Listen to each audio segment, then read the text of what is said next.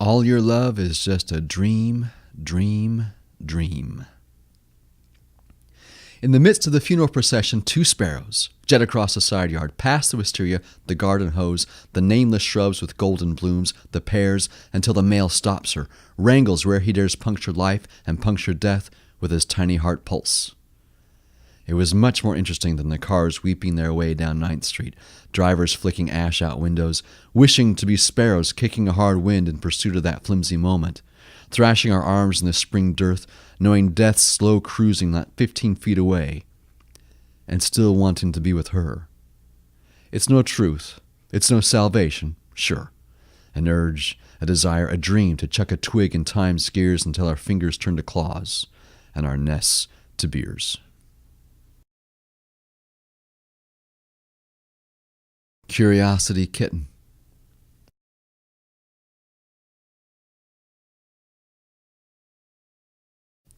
Lauren and Springs were the queens we'd show off for on our bikes.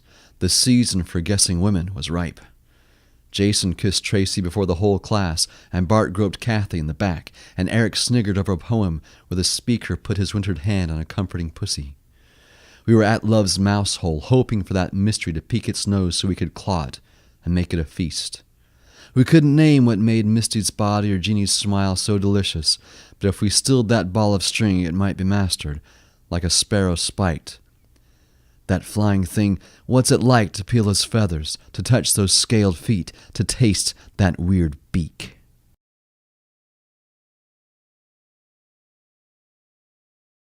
Down.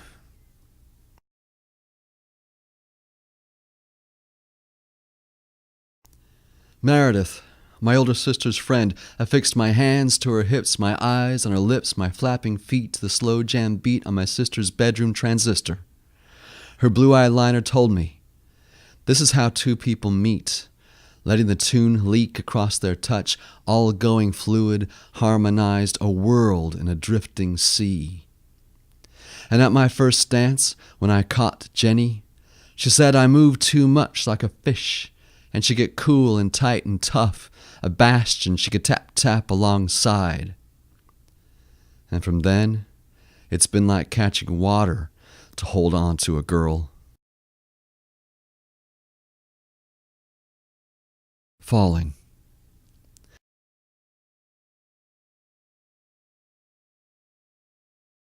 Six months before we married, we rode every roller coaster we could find. The clang and thrust, the twist and flip, surrendering our lives to the air, and the rail was our love. We wanted the whip faster, the furthest plunge, to mangle free from the suffocating lap bar, to cheat the web of lines pocked into the blazing asphalt where we stood waiting for hours. Yet, in line, our fingers caught in each other's belt loops. We talked the hard lanes our lives will have to take, the safety signs we'd bolt in place, the changing pods and parks and scenery, the different cues and company, to always feel together falling. 4 for boys. 1 for Mike. Your mother had gone to be with her dad, dying in Nebraska.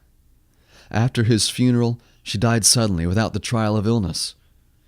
No one blamed you when you had to shut the house to visitors and move on without the family. Your siblings and father so remote, missing the wings your mom sewed in her quiet observations of how a family should work and pull together, of how a friend should behave, should wipe his feet and clear his dishes. I wasn't there to weep with you or your people. I had been in Wisconsin when the wave of your grief broke open all your wishes. 2 for Bill. You were smoking cigarettes in the drive back from my last night in California celebration. You, the boy who had a grill above his bed to cleanse the air while he slept. And at my wedding, you could have said you wept for your patchy face, but it was drink. Still, you came to see me, and the Maria on your arm certainly loved you. Forgive me the years I raced you to the corner, played opposite you in the school drama, ranged with you Anaheim's dark avenues. Now nothing more than ragged clues betraying a lost friendship, the coma of moving and losing the old order. 3. For Chad. Sometimes disintegration has no story. Staunchly confirming Hawaii native ground or Okinawa, not Japan, you maintained, not Japanese, and nothing un-American. You'd stop the teasing with the right hook. You'd silence the funny man with racial slurs so finely imitative we would all leave you your territory, your space, your own routes we sometimes followed, trying your cool and keen toughness and daring. Though you weren't the leader, you were only mining what you had to yourself. Lonely, I wanted friends to shake hands, sharing small means and jokes. I wanted to be allowed. 4. For Ryan. When you said your girlfriend aborted your child, when you laced the night with crazy dreams, I did not believe you, but gave you words anyway. What did I care if your tales, struck to torch interest or attention, failed to concern me? Exploits, your daring do burned in the manic beams of your hazy life. With whom and where you really cavorted, I couldn't say. Years later, my mother asked me to guess who had shown up, and I thought, you? No, she said. What made you think of him? Because you were the last one for whom any of us thought. The last one of the crew to parade in disco lights, to go unmasked.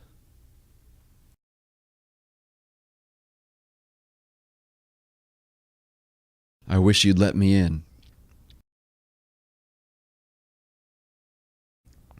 I have to keep yelling to get into her.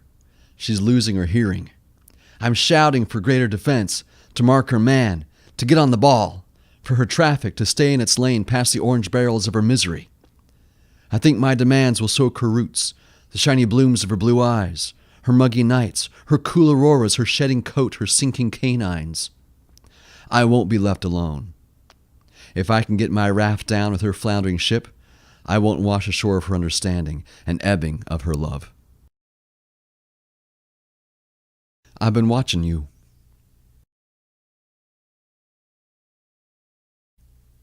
When suddenly, as you're stitching a duvet, you say, "Is there ever any funny ballets?" I'd never been to a ballet. The closest was a student film without color, the story about a couple, the whole thing shot in a borderless living room risen from a soundstage. The actors were dancers, their mute show all dance. They struggled, their determined faces anguished as they flipped over the wing chair, whisked around the sofa and lamps. There was their huffing breath, the feet thudding, a grunt. There was the thump as the woman pounded the flat of her hand against the chair's arm. In this silence she had to make him understand. Look at me. Look at where you've driven me. And he, we can't go any further than black and white. It's not enough to kill their words. To get me, you've got to read by Braille. So I wouldn't call it funny, really. I go back to watching you with the duvet, how you stretch your fingers, seeing the seams. Bridging your vision across an acre of fabric. I can see why you'd want some humor, I think. The sheet, like an ocean between us. A mirror or a screen we want and are afraid to see, to believe, to touch across.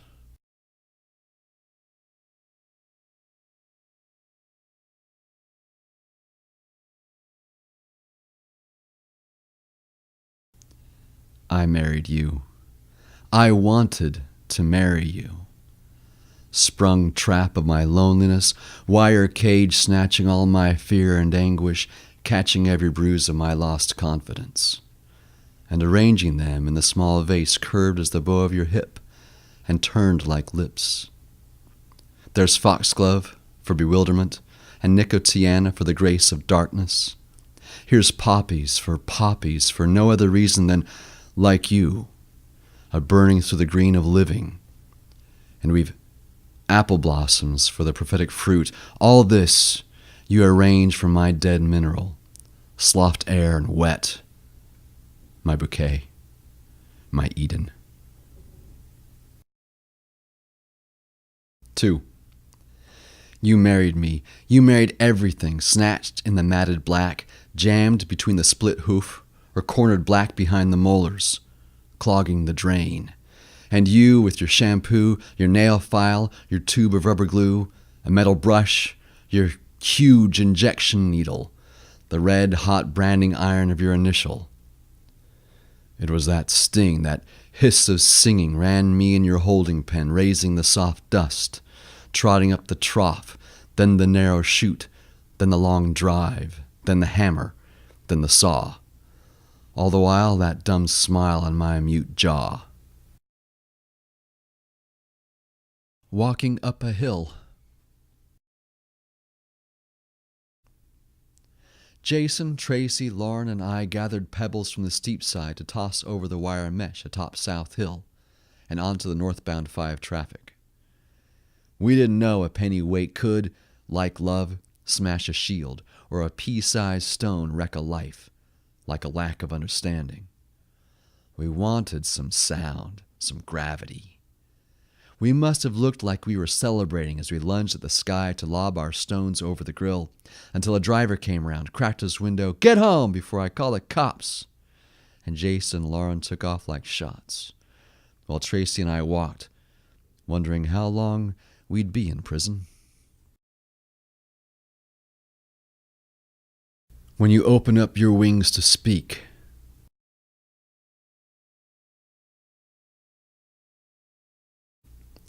she skips up on the nest edge, her left eye over her left shoulder.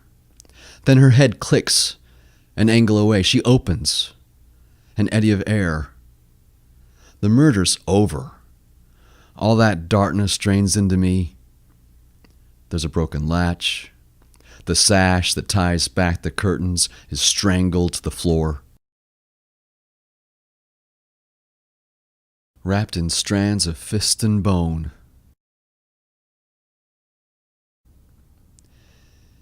You'll need a bone to make a fist and bring it home tight from the wrist, but bone alone is not enough. It needs to grow from tougher stuff of think and say by rousing fear, or lust it's made and pops its gear to shoot the hand and tongue, jaw.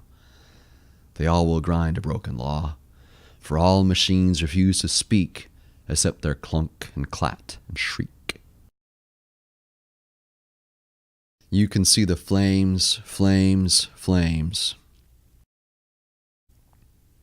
The sun, the moon, the stars of his hair as the Ancient of Days ignites the universe. The fog of chaos curling away from shafts of fire striking day. From the disk of one dimension he torches a second, and sparks leak from his cracked egg, and his molten will fills the third and fourth as he draws his square to level north.